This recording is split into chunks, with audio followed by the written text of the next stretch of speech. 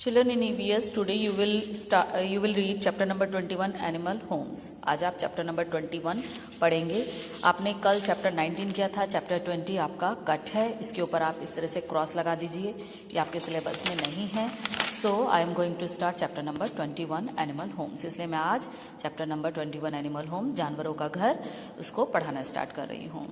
Warm up. Robo the rabbit, Kitty the cat and Tweety the bird want to stay in this house. अब ये तीनों हैं. Robo the rabbit, इस rabbit का नाम है रोबो, इसका नाम, इस बर्ड का नाम है ट्वीटी और इस कैट का नाम है किटी. इनको इस घर में रहना है, इस घर में. लेकिन ये घर, this house is suitable only for one of them. सिर्फ एक के लिए ही है. ये तीनों इसमें नहीं रह सकते. इसमें सिर्फ कोई भी एक इसमें रह सकता है. अब आप ये बताएंगे खुद से कि इसमें कौन रह सकता है और फिर वहां से एक लाइन ड्रॉ करेंगे. Okay. Now, chapter. Like us, animal also need homes. These homes protect them from heat, cold, rain and other animals. Like us, हम लोगों की तरह एनिमल्स को, जानवरों को भी घर की जरूरत होती है. These homes, ये घर उनको बचाते हैं गर्मी, सर्दी, बरसात और दूसरे जानवरों से. जिस तरह से हम लोग अपने घर में रहते हैं, सुरक्षित रहते हैं सर्दी, गर्मी, बरसात, जानवरों से, उसी प्रकार जानवरों के लिए भी घर की बहुत ज़रूरत होती है. उनकी सुरक्षा को देखते हुए, उनकी सुरक्षा के लिए, सर्दी गर्मी से बचाने के लिए उनके लिए भी घर की ज़रूरत होती है.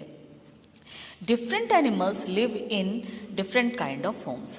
अलग अलग जानवर अलग अलग तरह के घरों में रहते हैं. देखिए, a lion lives in a den. Lion के घर को डेन कहा जाता है. लॉयन जिस गुफा में रहता है उसको डेन कहते हैं. A snake lives in a hole. Snake hole में रहता है. ये देखिए होल है. अ स्पैरो लिव्स, एक चिड़िया स्पैरो, वो नेस्ट में रहती है, घोंसले में रहती है. अ रैबिट लिव्स इन ए बरो, और रैबिट के घर को बरो कहा जाता है. We also make homes for animal. कभी कभी जानवर खुद से अपने घर बना लेते हैं और कभी कभी हम लोग भी जानवरों के लिए घर बनाते हैं. We keep them in these home, और हम उनको इन घरों में रखते हैं ताकि उनको ठंड नहीं लग जाए, गर्मी नहीं लगे, बरसात से वो बचें, कोई जानवर आके उनको ना काट ले. जैसे कि a horse is kept in a stable. घोड़े के घर को स्टेबल बोला जाता है. Cow is kept in a shed. Cow के घर को शेड कहा जाता है. काऊ को हम शेड में रखते हैं. A dog is kept in a kennel, और डॉग को हम कैनल में रखते हैं. कुत्ते को hens are kept in a coop, और मुर्गियों को हम कूप में रखते हैं. Remember, fishes are kept in an aquarium. और जो ये फिशेज हैं, ये मछलियां हैं, इनको हम कहाँ रखते हैं? एक्वेरियम में. किसी किसी के घर में एक्वेरियम होता है, ग्लास का, कांच का बना होता है, उसमें वो रहते हैं. डू यू नो, क्या आपको पता है? Some wild animals like deer, giraffe and elephant move about in the jungle और live under the trees. They do not make their homes. कुछ जंगली जानवर जैसे कि डियर, जिराफ और एलिफेंट, ये जंगल में घूमते रहते हैं या फिर पेड़ों के नीचे रहते हैं. दे do not make their Holmes, वो अपना घर नहीं बनाते. रिमेंबर, अब आपको इस पूरे चैप्टर में ये बातें कुछ याद रखने वाली हैं कि अलग अलग जानवर अलग अलग घरों में रहते हैं. लॉयन डेन में रहता है, बर्ड नेस्ट में रहती है और काऊ शेड में रहती है.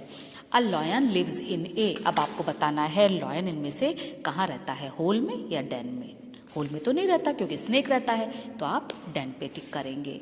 अब bird lives in a. Bird burrow में रहता है या नेस्ट में, तो बर्ड किस में रहती है? नेस्ट में. Horse is kept in A. Horse के घर को हम क्या कहते हैं? स्टेबल या शेड, तो हमें पता है हम उसको स्टेबल कहते हैं. अ काऊ इज कैप्ट इन ए. काऊ किस में रहती है? शेड में या स्टेबल में? काऊ रहती है शेड में. Fishes are kept in an fish. मछलियां कूप में तो हैन रहती है, तो एक्वेरियम. यहाँ पर आपको एक्वेरियम लिखना है. दीनू काका इज अ फार्मर. दीनू काका एक फार्मर है. He has 4 cows. उनके पास 4 गायें हैं. तो अब वो उनको कहाँ रखेंगे? शेड में, क्योंकि गाय को शेड में रखा जाता है. Maria made a dash to keep her pet dog safe. Maria ने अपने पेट डॉग को सेफ रखने के लिए क्या बनाया है? Kennel. KENNEL. Mister Singh loves to ride a horse. Mister Singh को घोड़े पर चढ़ना बहुत अच्छा लगता है, तो वो अपने घोड़े को किस में रखते हैं? Stable. Okay children, now you will fill this book exercise and read the chapter also. Thank you.